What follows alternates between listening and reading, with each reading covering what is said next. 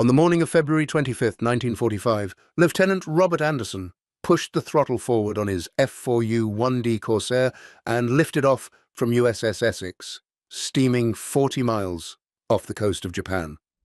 The gull-winged fighter climbed away from the carrier deck, its massive Pratt & Whitney R2800 double wasp engine producing 2,050 horsepower.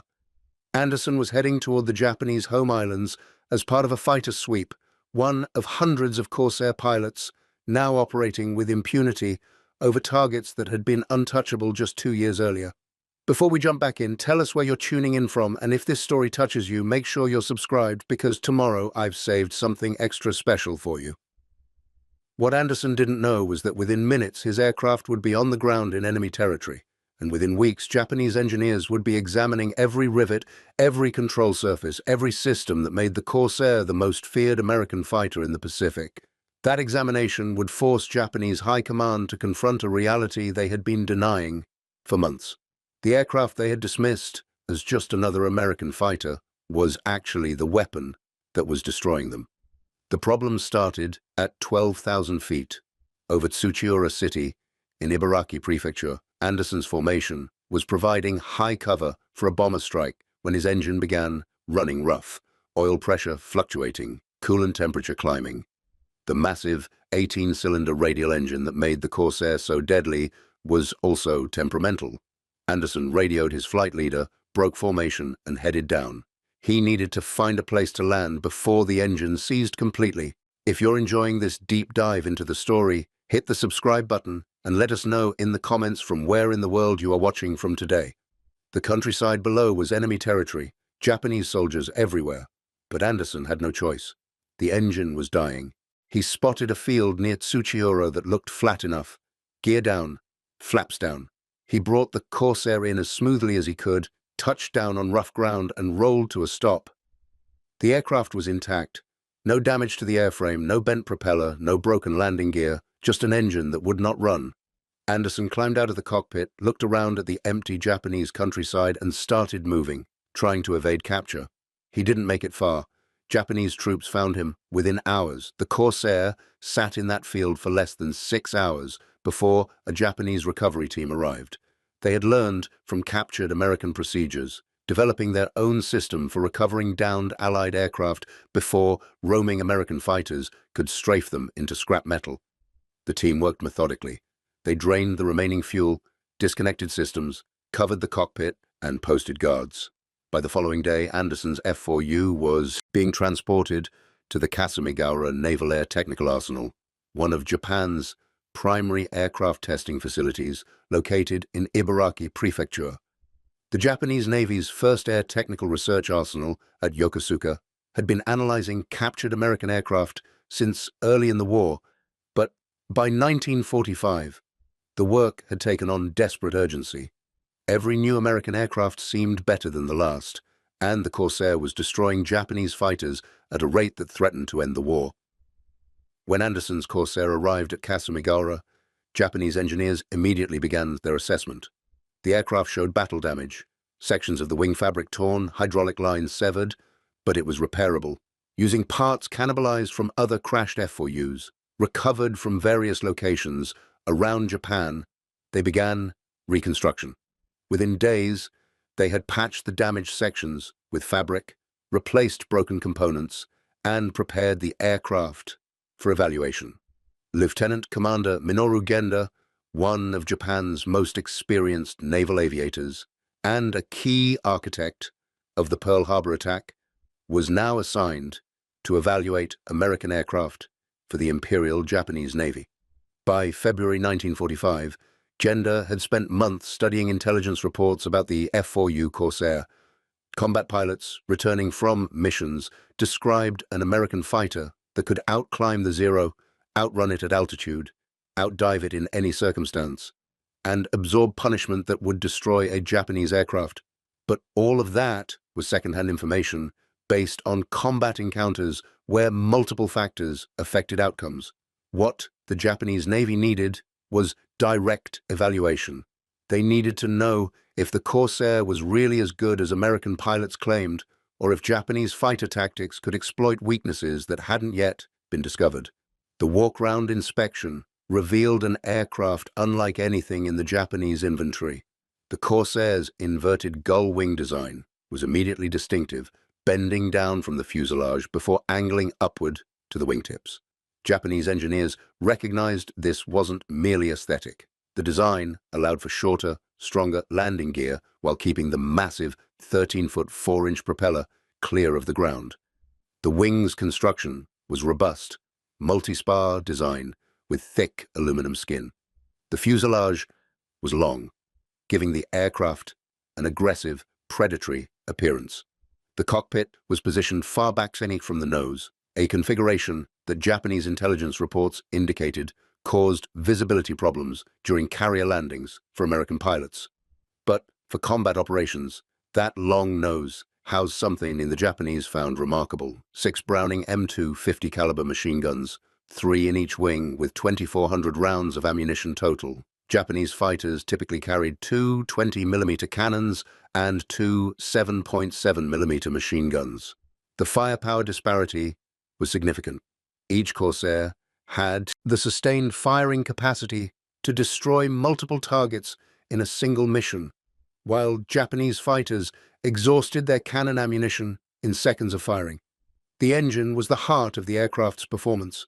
The Pratt & Whitney R2800 Double Wasp was an 18-cylinder, 2-row radial engine that represented American industrial capability at its peak, displacing 2,800 cubic inches. It produced 2,000 horsepower at takeoff with water injection boost, available for emergency power. Japanese engineers had nothing comparable in production. Their most powerful engine, the Nakajima Homare, produced 1,800 horsepower and was notoriously unreliable. The Corsair's construction revealed American manufacturing philosophy: heavy-gauge aluminum throughout, redundant systems, robust components designed for reliability under combat stress. Japanese engineers noted the aircraft weighed 9,200 pounds empty compared to the Zero's 5,300 pounds. But that weight brought survivability: self-sealing fuel tanks, armor plating behind the pilot's seat, armored glass windscreen, systems designed to keep the pilot alive when hit. Japanese test pilots who had flown captured American aircraft before knew what to expect from American design philosophy. P-38 Lightnings, P-47 Thunderbolts, even captured P-51 Mustangs had all demonstrated superior performance compared to Japanese fighters. But the Corsair represented something different. It combined speed with maneuverability in ways that seemed to contradict conventional fighter design wisdom. The Japanese had been tracking Corsair combat performance since the aircraft's debut in February 1943. Initial combat results had been mixed. On February 14, 1943, in what became known as the St. Valentine's Day Massacre, Japanese Zero pilots from the Buin airfield had shot down multiple Corsairs during an escort mission over Bougainville. 9 American aircraft were lost, including 2 Corsairs, 4 P-38s, and 2 P-40s, against minimal Japanese losses. That engagement had given Japanese commanders false confidence. The Corsair appeared vulnerable to coordinated Zero attacks, especially when American pilots made tactical mistakes. But within months, the picture changed dramatically. American pilots learned to exploit the Corsair's strengths while avoiding situations where the Zero's superior low-speed maneuverability mattered. Marine Fighter Squadron 214, VMF 214, nicknamed the Black Sheep Squadron under the command of Major Gregory Pappy Boyington, had demonstrated what skilled pilots could accomplish with Corsairs. Operating from bases in the Solomon Islands from September 1943 through January 1944, the Black Sheep shot down 94 Japanese aircraft in just 4 months of operations. 8 pilots in the squadron became aces during that period. Boynton himself achieved 22 confirmed victories flying Corsairs, adding to the 6 he had scored earlier with the Flying Tigers in China.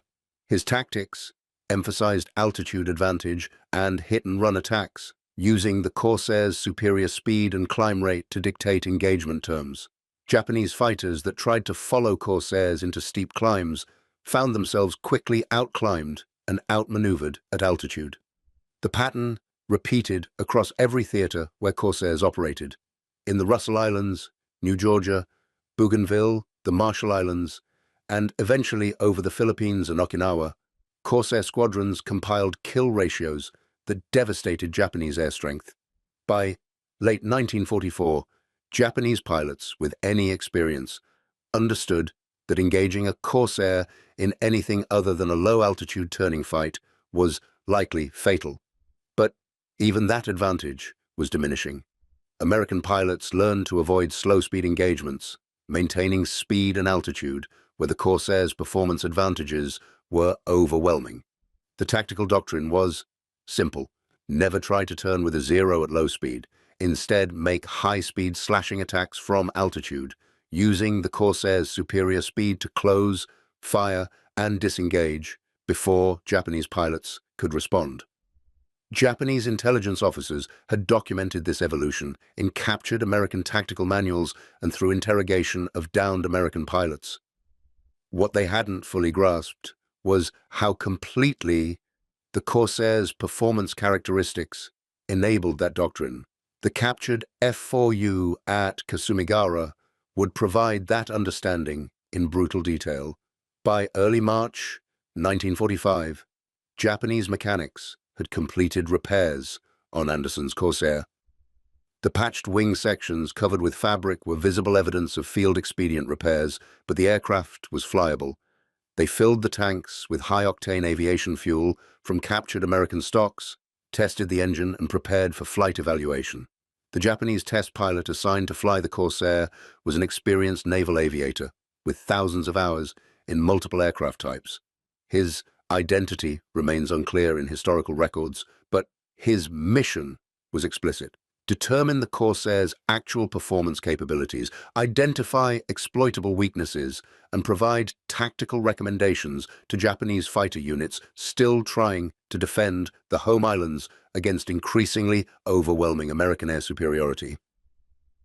On the morning of March 8, 1945, the test pilot walked out to Anderson's Corsair at Kasumigara. The aircraft sat on the flight line with its distinctive gull wings and long nose, painted in American Navy colors with the three-tone camouflage scheme, dark sea blue upper surfaces, intermediate blue on the sides, and non-specular white undersides. No attempt had been made to repaint it in Japanese markings. The evaluation would be conducted as captured, an American fighter flown by a Japanese pilot to answer questions that might determine the outcome of the air war. And preparing and narrating this story took us a lot of time. So, if you are enjoying it, subscribe to our channel. It means a lot to us. Now, back to the story. The cockpit was spacious compared to Japanese fighters. The Zero's cockpit was cramped, minimal instrumentation, controls positioned for light touch operation. The Corsair's cockpit felt like sitting in a bomber by comparison. Heavy controls, multiple gauges, systems that required understanding of American operating procedures. The instrument panel was laid out logically, but everything was in English, using American units. Airspeed in miles per hour instead of kilometers. Altitude in feet instead of meters. The test pilot located the essential controls: stick, rudder pedals, throttle, mixture control, propeller pitch lever, the fuel selector, gear lever, flap control. He checked the control surfaces. Ailerons moved smoothly through their full range. Elevator responded correctly. Rudder had good travel. Everything felt heavier than a Zero, requiring more force to move, but the systems were well engineered. The engine start procedure was straightforward. Prime the engine, engage the starter, monitor temperatures and pressures as the big radial turned over and caught. The R-2800 settled into a deep, powerful rumble that resonated through the airframe. Nothing like the high-pitched whine of Japanese radial engines. This engine sounded like controlled violence, 18 cylinders producing power that would have been unthinkable in Japanese fighter design just 5 years earlier. Taxiing required careful attention. The long nose completely blocked forward visibility on the ground. The test pilot had to turn down the taxiway, looking left and right to see ahead. Japanese pilots trained in tail-dragging fighters like the Zero understood this problem, but the Corsair's nose was so long that even S-turning provided limited visibility. This, he noted, would make carrier operations extremely difficult. American pilots must have developed specific techniques to manage this limitation. At the end of the runway, he ran through final checks. Engine instruments showed normal temperatures and pressures. Flight controls moved freely. Trim tabs set for takeoff. He looked down the long concrete strip at Kasumigora and advanced the throttle smoothly. The Corsair accelerated like nothing the test pilot had ever flown. The R-2800, at full power, pushed the aircraft forward with shocking force. The tail came up at 50 miles per hour. At 90 miles per hour, the aircraft lifted off smoothly, climbing away from Kasumigara at an angle that seemed impossible for a fighter. The initial climb rate was approximately 3,000 feet per minute, nearly double what a Zero could manage under similar conditions. At 5,000 feet, the test pilot leveled off and began systematic evaluation.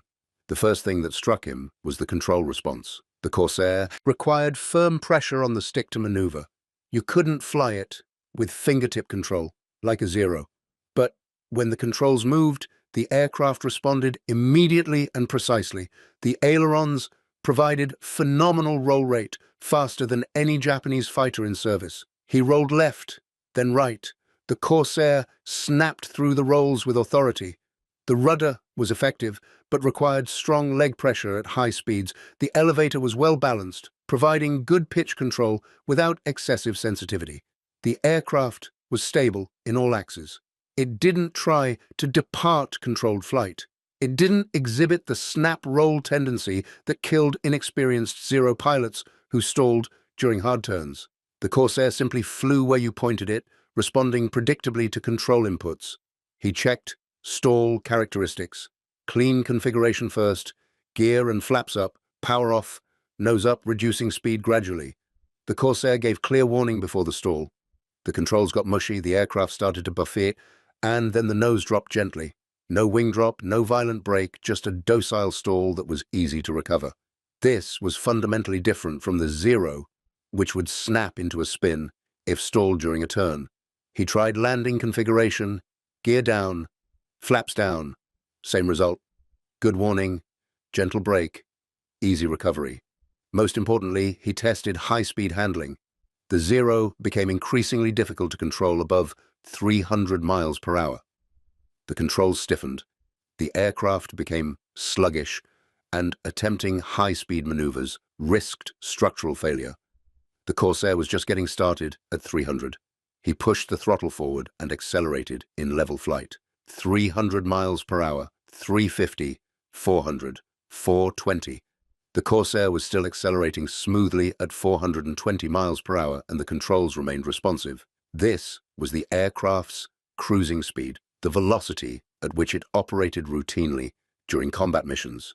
He pushed into a shallow dive to test terminal velocity, 450, 475. At 490 miles per hour in a 30-degree dive, he pulled back gently on the stick. The Corsair pulled out smoothly without buffeting or control problems. A Zero attempting this maneuver would have likely suffered structural failure. The Corsair seemed designed specifically for this kind of high-speed combat maneuvering. The test pilot climbed to 15,000 feet and tested combat maneuvers: loops, barrel rolls, split S maneuvers, chandelles, Immelman turns. The Corsair performed every maneuver with precision. The aircraft had enormous energy retention. Unlike the Zero, which bled speed rapidly in vertical maneuvers, the Corsair maintained velocity through loops and climbing turns. This meant American pilots could enter high-speed vertical maneuvers and exit with enough energy to immediately engage another target or disengage from the fight entirely. The most revealing test came in simulated combat maneuvers. The test pilot imagined himself in a Zero, attempting to engage this Corsair using standard Japanese fighter tactics. The scenario became immediately clear. If the Corsair maintained speed and altitude, there was no way for a Zero to force an engagement. The American pilot could simply climb away or accelerate away in level flight. The Zero couldn't follow. If the Zero pilot tried to climb to intercept, the Corsair would outclimb him and attack from above.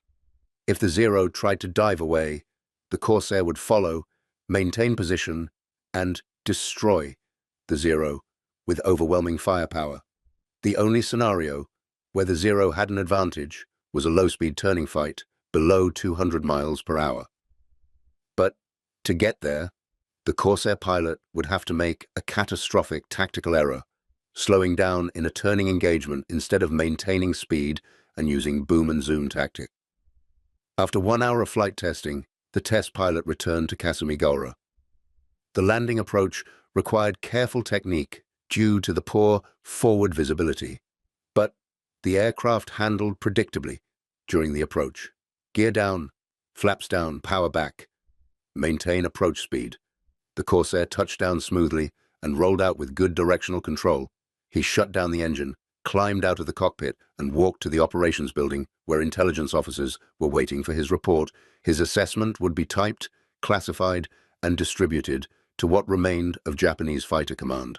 The message would be clear and devastating. The F4U Corsair was not just superior to the Zero, it was superior in every measurable performance category except low-speed maneuverability. And that single advantage was negated by American tactical doctrine that prevented low-speed engagements. Japanese pilots flying Zeros against Corsairs were at a fundamental disadvantage that no amount of skill or courage could overcome. The aircraft they were flying had been obsolete for more than a year, and the industrial capacity to produce better fighters had been destroyed by American bombing campaigns. The test pilot's written report, completed on March 10, 1945, contained technical details that Japanese intelligence officers had suspected but never confirmed.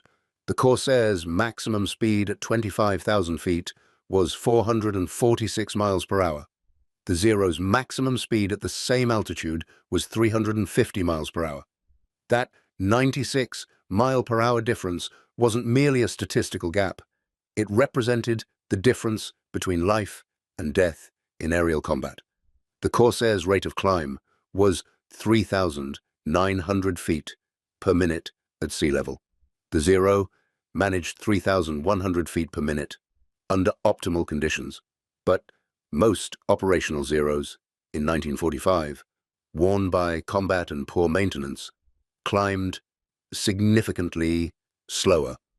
The Corsair could reach 20,000 feet in 7 minutes.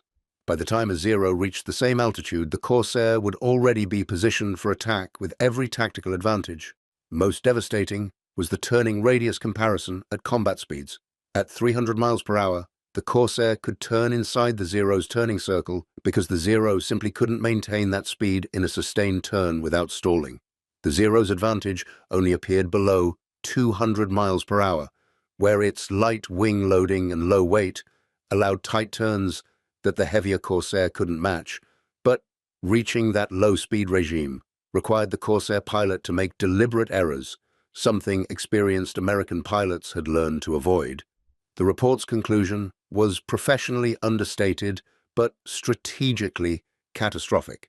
The F4U Corsair represented a level of performance that Japanese fighter aircraft could not match with existing designs. Recommendations for countering the Corsair focused on tactical approaches, coordinated attacks by multiple aircraft, exploitation of the limited low-speed advantage, and, most tellingly, avoidance of engagement whenever possible unless circumstances heavily favored Japanese forces. That final recommendation, avoid engagement, represented the complete inversion of Japanese fighter doctrine. For 3 years, Japanese pilots had been taught to seek combat aggressively, to close with the enemy, to use superior maneuverability and pilot skill to achieve victory. Now, intelligence officers were recommending that Japanese pilots avoid American Corsairs unless absolutely necessary. The psychological impact of that guidance would be profound. Lieutenant Commander Genda reviewed the technical report and authorized its distribution to operational fighter units defending the home islands. Copies went to the remaining carrier air groups, to the 2nd Air Army defending Kyushu, to fighter wings protecting Tokyo and other major cities. Each unit received the same message. The Corsair is faster at all altitudes. It climbs better, it dives better, it can turn competitively at high speed. It has overwhelming firepower. Your only advantages are low-speed maneuverability and surprise.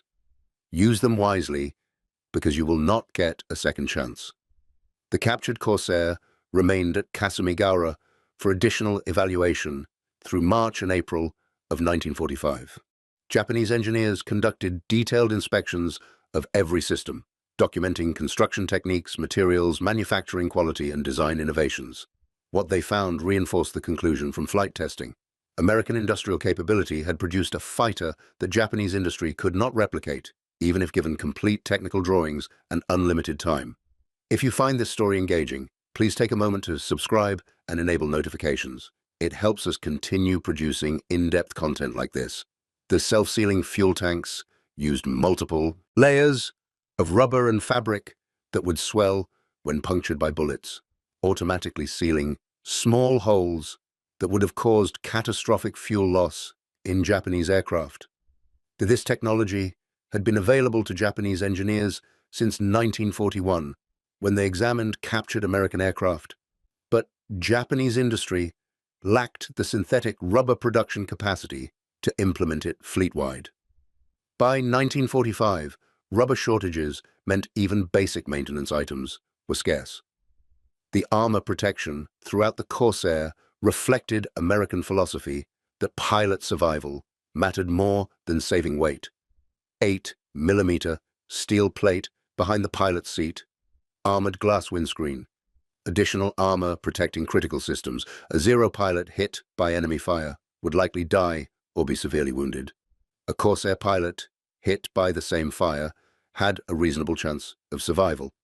Over the course of a long war, that difference meant American pilots gained experience while Japanese pilots died, creating an irreversible skills gap. The radio equipment in the Corsair was particularly revealing. American fighters had reliable multi-channel radios that allowed complex coordination between aircraft and with ground controllers. Japanese fighters had notoriously unreliable radios that many pilots simply turned off to save weight. The tactical implications were profound. American formations could coordinate attacks in real time, warn each other of threats, and adjust tactics dynamically during combat. Japanese formations relied on visual signals and pre-briefed plans that became obsolete the moment combat began. But perhaps most telling was the simple quality of manufacturing. Every component in the Corsair was precisely machined, properly fitted, designed for reliability under stress. Japanese engineers who had been making do with substitute materials and simplified manufacturing processes for years looked at American engineering and understood the industrial gap that no amount of fighting spirit could overcome. One nation had the capacity to build 12,500 Corsairs during the war. The other nation was struggling to keep a few hundred fighters operational. Japanese intelligence had been tracking Corsair production numbers since 1943. The figures were staggering. Vought Aircraft Corporation produced 4,696 Corsairs. Goodyear Aircraft Corporation, building under license, produced 4,014 FG-1 variants. Brewster Aeronautical Corporation produced 735 F-3A variants before quality problems forced cancellation of their contract. Total production exceeded 12,500 aircraft. By comparison, Japan produced approximately 10,600 Zeros during the entire war, and by 1945, fewer than 1,000 remained operational. The United States was producing fighters faster than Japan could destroy them, while Japanese production facilities were being systematically eliminated by B-29 bombing raids. The arithmetic of attrition was merciless. The captured Corsair's evaluation coincided with devastating proof of American air superiority over Japan itself. On March 9th and 10, 1945, 334 B-29 superfortresses firebombed Tokyo, killing an estimated 100,000 civilians and destroying 16 square miles of the city. Japanese fighters attempting to intercept the raid were overwhelmed by P-51 Mustang escorts and struggling Corsairs operating from recently captured Iwo Jima. Fighter units that managed to reach the bomber formations faced a wall of defensive fire from the B-29s and aggressive attacks from American escorts. The few Japanese fighters that survived to make firing passes found the B-29s could absorb tremendous damage and continue flying. The same night, smaller raids hit Nagoya, Osaka, and Kobe. Japan's air defenses, which had seemed formidable in 1942, were collapsing under the weight of American numerical and technological superiority.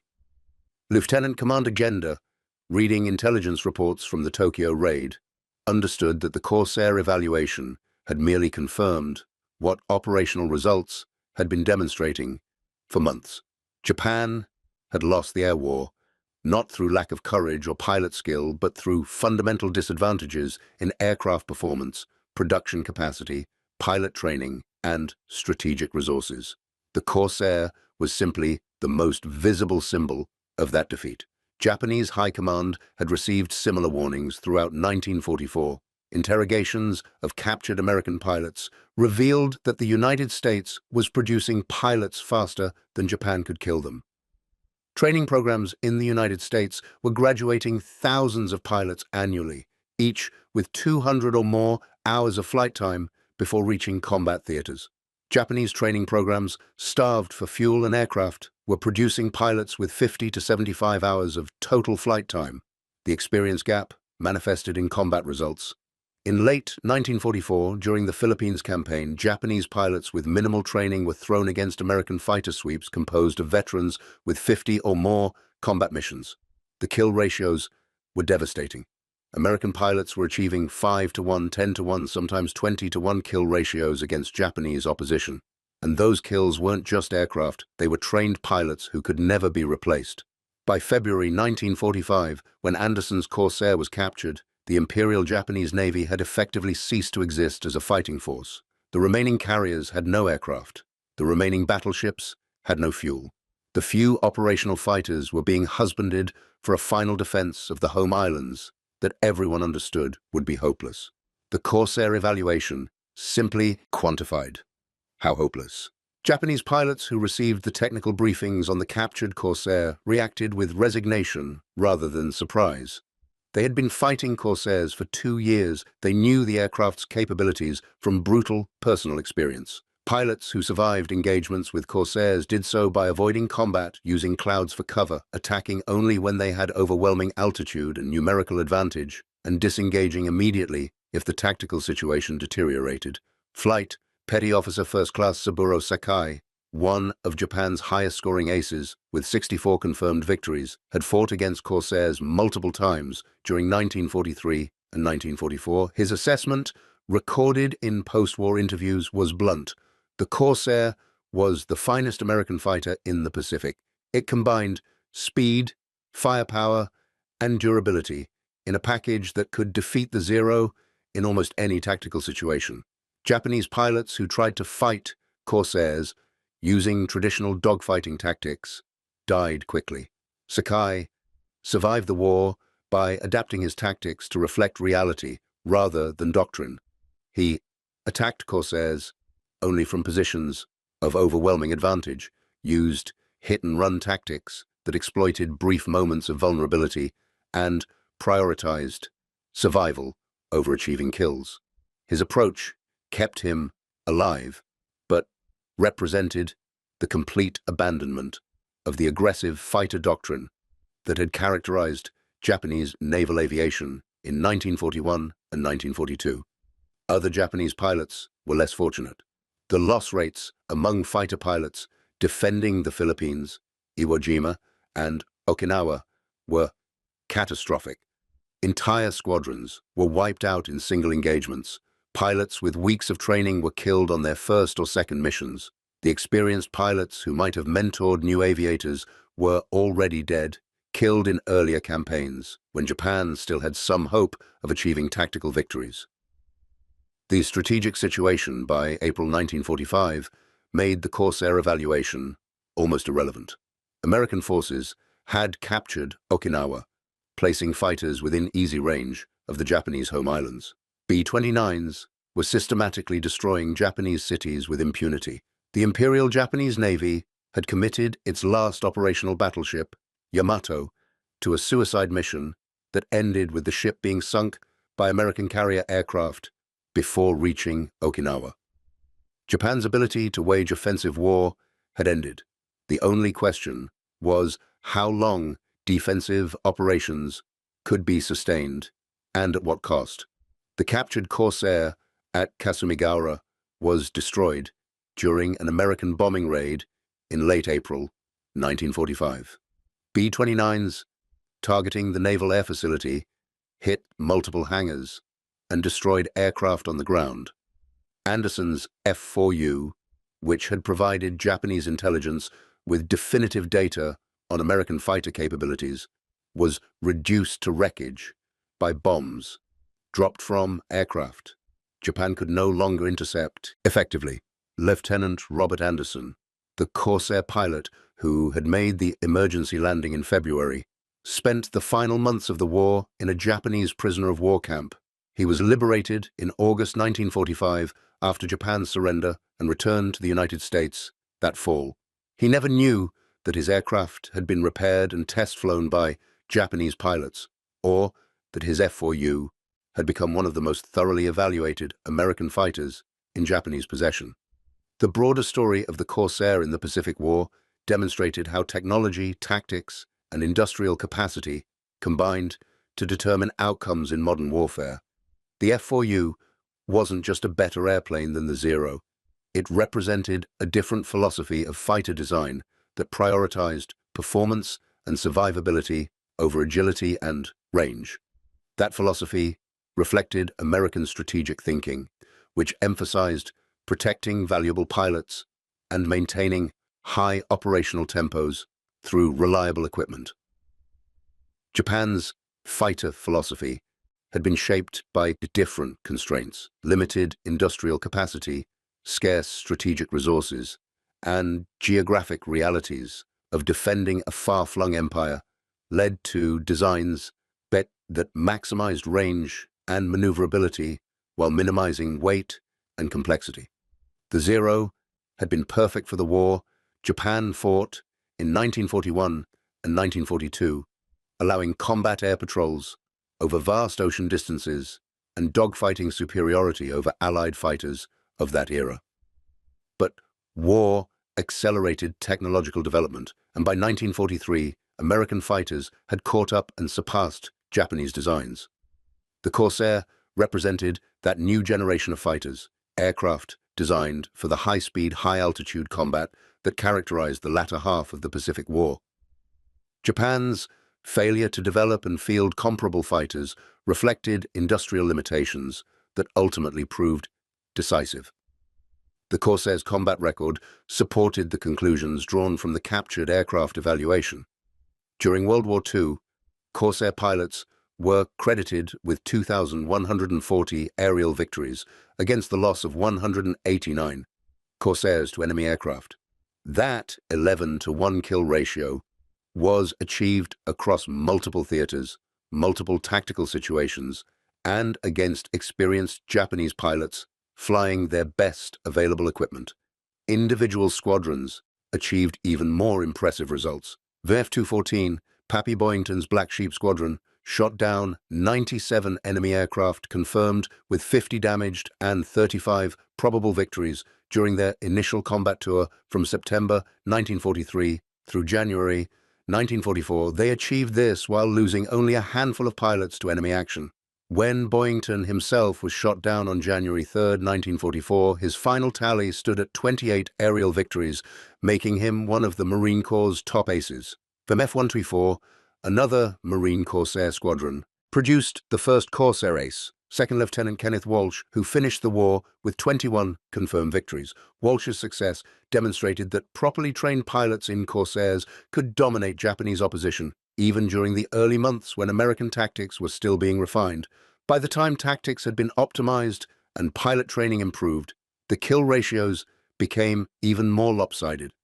The Royal Navy and Royal New Zealand Air Force also operated Corsairs with great success. British Corsairs, modified with clipped wings to fit the lower hangar heights of British carriers, flew combat operations from HMS Illustrious, HMS Formidable, and other carriers in the Pacific Fleet. New Zealand squadrons operating from island bases in the Solomons compiled impressive victory tallies, with several Kiwi pilots becoming aces flying American-supplied Corsairs. The versatility of the Corsair extended beyond air-to-air combat. The aircraft proved equally effective in the ground attack role, carrying 2,000 pounds of bombs or 8 5-inch high-velocity aircraft rockets. During the Okinawa campaign, Corsairs provided close air support for Marines fighting ashore, attacking Japanese defensive positions with rockets, bombs, and machine gun fire. The Marines called them Angels of Okinawa for their effectiveness in supporting ground operations. Charles Lindbergh, the famous aviator, flew combat missions in Corsairs during 1944 as a civilian technical advisor for United Aircraft Corporation. His task was to evaluate ways to extend the Corsair's range and increase its bomb load for ground attack missions. Lindbergh successfully flew Corsairs with 4,000 pounds of ordnance, demonstrating the aircraft's potential as a fighter bomber. His techniques were adopted by operational squadrons and significantly increased the Corsair's effectiveness in the ground attack role. The Corsair's service life extended far beyond World War II. When the Korean War began in June 1950, Corsairs were still frontline equipment with Marine Corps squadrons. VMF 214, reformed after the war, became the first Marine squadron to see action in Korea. Launching from USS Sicily on August 3, 1950, to strike North Korean positions near Incheon. Corsairs flew thousands of close air support missions during the Korean War, proving that the design remained viable even in the jet age. The last combat missions flown by Corsairs occurred in 1969, when French Navy F4U-7s, the final production variant, flew strikes during the football war between Honduras and El Salvador. 24 years after the aircraft's combat debut, Corsairs were still operational in frontline service, a testament to the soundness of the original design. The Japanese evaluation of the captured Corsair in March 1945 represented the endpoint of a process that had begun with the aircraft's combat debut in February 1943. Over those 25 months, Japanese intelligence had tracked the Corsair's growing dominance, documented its technical characteristics, and understood its strategic implications. The test flights at Kasumigaura simply confirmed, in precise technical detail, what combat results had been demonstrating continuously. What Japanese engineers discovered when they examined Anderson's Corsair wasn't a secret weakness they could exploit. It was confirmation that American industrial might have produced a weapon system the Japanese industry couldn't match and Japanese tactical doctrine couldn't counter. The Corsair's 2,000 horsepower engine represented manufacturing capability Japan had never possessed. Its self-sealing fuel tanks required synthetic rubber Japan couldn't produce in sufficient quantities. Its reliable radio equipment reflected electronics expertise Japanese industry had never developed. Its rugged construction and redundant systems embodied a design philosophy of pilot protection that Japan had rejected in favor of range and agility. Every aspect of the Corsair's design reflected choices made possible by American industrial capacity and strategic resources. Japan, fighting a war with limited oil supplies, scarce aluminum, inadequate pilot training capacity, and deteriorating industrial infrastructure, simply could not produce competitive fighters in sufficient numbers.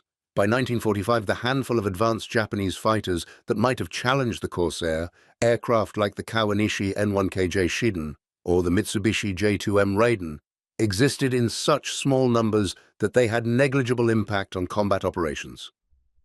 The strategic reality facing Japan in spring 1945 was that American air superiority was absolute. Hundreds of Corsairs, along with thousands of other American fighters, bombers, and attack aircraft, operated over Japanese territory with minimal opposition. The evaluation of a single captured Corsair merely documented the technical details of a defeat that had already occurred. Japanese High Command understood this. Intelligence assessments prepared in April and May of 1945 acknowledged that Japan could no longer contest American air superiority over the home islands. The planned defense against the anticipated American invasion relied on kamikaze attacks using obsolete aircraft because conventional aerial combat had become unsustainable. Even those kamikaze tactics depended on overwhelming the limited number of American ships and fighters that could be deployed simultaneously, rather than achieving aerial victories through superior performance. The atomic bombings of Hiroshima and Nagasaki in August 1945, followed by Japan's surrender on August 15th, ended the war before the final home islands invasion occurred. The Corsair evaluation at Kasumigaura became a historical footnote, one of thousands of intelligence reports compiled during the final months of a war whose outcome was no longer in doubt. After the war, American intelligence officers investigated Japanese aircraft testing facilities and recovered documents related to captured American aircraft. The reports on Anderson's Corsair were found in the ruins of the Kasumigaura facility, along with technical drawings, performance data, and tactical recommendations that had never been fully implemented. The Japanese test pilot who flew the Corsair survived the war, but his identity was never conclusively established in American records. The Corsair itself continued service with American forces through the 1950s, eventually being replaced by jet fighters like the F-9F Panther and F-4U Skyray. But the lessons learned from the Corsair's design influenced subsequent generations of American fighters. The emphasis on powerful engines, robust construction, heavy armament, and pilot protection became hallmarks of American fighter design philosophy, principles that continued through the F-86 Sabre, F-4 Phantom, F-14 Tomcat, and into modern fighters like the F-18 Hornet and F-35 Lightning. The Japanese evaluation of the captured F-4U Corsair in March 1945 revealed a truth that extended beyond technical specifications and performance data. Superior technology mattered in warfare, but only when supported by the industrial capacity to produce it in quantity, the training infrastructure to employ it effectively, and the strategic resources to sustain operations over time. The Corsair represented all of those advantages combined into a single weapons system. Japanese pilots who fought against Corsairs understood this from first-hand experience. American pilots who flew Corsairs understood it from their aircraft's performance and reliability. Engineers on both sides understood it from examining the technical details, and commanders on both sides understood it from the strategic implications. The Corsair's dominance over Japanese fighters in the Pacific wasn't solely about the aircraft's capabilities. It was about the entire system that produced, maintained, and employed those aircraft. American pilots flew Corsairs with confidence because they knew damaged aircraft would be repaired or replaced. They flew aggressively because they knew their training had prepared them for complex combat situations. They took calculated risks because they trusted their equipment and their support systems. Japanese pilots flew defensively because they knew lost aircraft couldn't be replaced. They avoided combat when possible because inadequate training left them unprepared for encounters with experienced American pilots. They husbanded resources because fuel shortages, ammunition shortages, and spare parts shortages made every mission potentially their last. The captured Corsair at Kasumigaura demonstrated in quantifiable terms what the broader war had already proven. Japan had entered a conflict against an opponent with superior industrial capacity, greater strategic resources, and the ability to translate those advantages into overwhelming military force. The Corsair was simply one example of how that superiority manifested in actual combat capability. When American forces occupied Japan in September 1945, they found the wreckage of Anderson's Corsair among the ruins of the Kasamigaura facility. The aircraft that had provided Japanese intelligence with their most detailed evaluation of American fighter capabilities had been destroyed by American bombs, a fitting metaphor for the entire Pacific Air War. Japan had understood exactly what they faced and had been unable to counter it. Up next, you've got two more standout stories right on your screen. If this one hit the mark, you won't want to pass these up. Just click and check them out. And don't forget to subscribe and turn on the notification bell so you don't miss any upload from us.